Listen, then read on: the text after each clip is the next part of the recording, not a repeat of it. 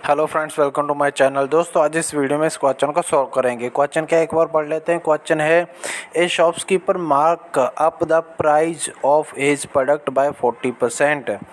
If he increase the discount from 5 to 10%, the profit would decrease by 14।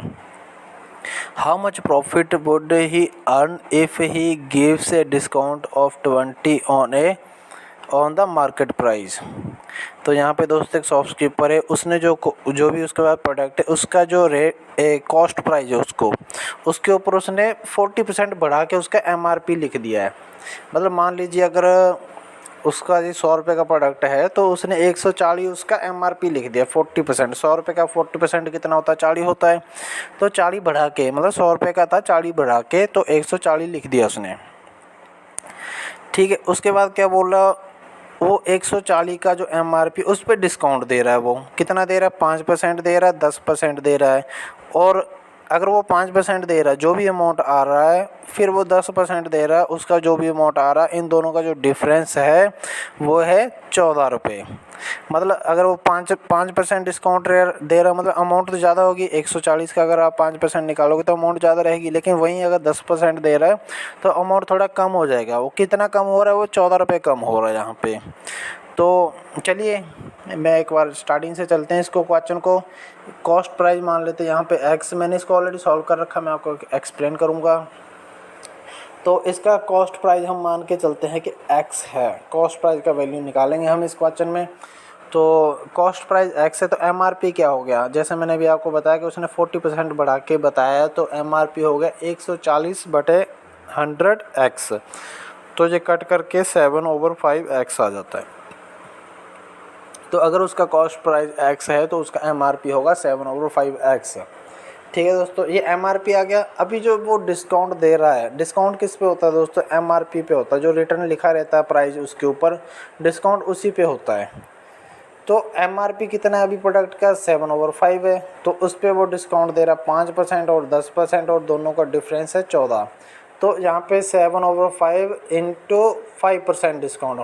5% discount मतलब अगर मैं आपको बोलूँ कि भाई ये 100 रुपये की चीज़ है, मैं आपको अब इस पर 5% डिस्काउंट दे दूँगा, तो कितने का दूँगा मैं आपको, 95 रुपये का दूँगा ना। 5% डिस्काउंट मतलब 100 का 5% तो 5 होता है। तो 100 में से 5 कम करके दे दूँगा, 95 में दे दूँगा। तो वही यहाँ पे लिखते हैं 5% डिस्काउंट मतलब 95/100। और माइनस डिफरेंस बोला है 14 रुपये के बराबर है। 7/5 MRP है, और फिर ये 10% ले लिया। यहाँ पे 10% क्या हो गया 100 का, 90/100। ठीक है दोस्तों, और ये x साथ में है, तो यहाँ से हमारा x का वैल्यू निकल आएगा।